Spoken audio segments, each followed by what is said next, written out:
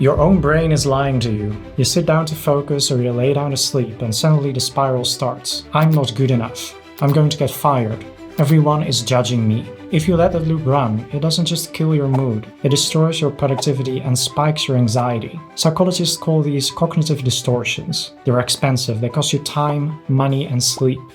But there is a fix used by top therapists called catch it, check it, change it. It is a proven system to stop a negative spiral in less than 2 minutes. A method I've personally learned from a psychologist. I'm going to teach you exactly how to do it, and I'll show you how I used this yesterday to quickly stop a negative thought spiral. Step 1 is catch it. You cannot fix what you don't notice.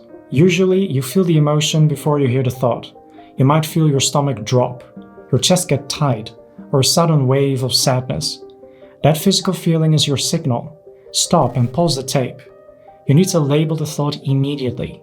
Say to yourself, I'm feeling anxious right now. What was the thought I just had? Catch the thought like you're catching a ball. Oh, I was thinking that I'm going to fail this project. Step 2 is check it. Imagine you're a lawyer in a courtroom. You're putting that thought on trial. You have to ask, is this a fact, or is this a fake story I'm telling myself? So let's look at the evidence. If the thought is, I always mess everything up. Did you truly mess everything up? You're alive? You've navigated every crisis up to this day? You didn't quit this morning when it got hard and you showed up. So, if you were actually incompetent, you wouldn't be standing here. So the thought, I always mess everything up, is a lie. It is factually incorrect. Now be thorough here, as most negative thoughts crumble when you ask for proof. Step 3 is change it.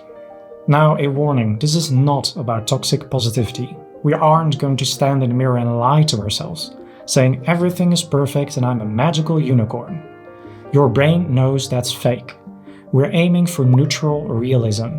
We want to replace the harmful lie with a more helpful, accurate statement. So instead of I'm a failure, change it to I made a mistake on this one task. I can learn from it and fix it. See the difference? It isn't just positive. It is functional. Let's put this all together with a high-pressure scenario I dealt with yesterday. The traffic stall. I was sitting at a red light. It finally turns green. I go to move, but the engine stalls. Immediately, the car behind me leans on the horn. First, I catch it. I felt the heat rise in my face, my hands grip the wheel. I catch the thought, I can't do this, I can't drive. Second, I check it. I look at the evidence. Evidence for? I stall the car one time. Evidence against? I drove all the way here successfully. I have a valid license. I've driven hundreds of miles without incident. So the verdict is, the thought I can't drive is an emotional overreaction, not a fact. Third, I changed it. I reframed the thought to be accurate. I just stalled. It happens to everyone. The honking is just noise. So I restart the car and go. You go from a meltdown to just a slightly annoying moment. That is the power of this method. Now I put a free template in the description below to help you use the catch it, check it, change it method. And no, you don't need to give me your email address. Just download and use it. Now here's the truth. Watching this video changed absolutely nothing. You're still the same person you were 5 minutes ago, unless you actually use it. Your brain has spent years paving highways for negative thoughts. It is lazy and it wants to stay on that old road. You have to force it to build a new one. The best way to make sure you use it is to change your identity, not just your thoughts.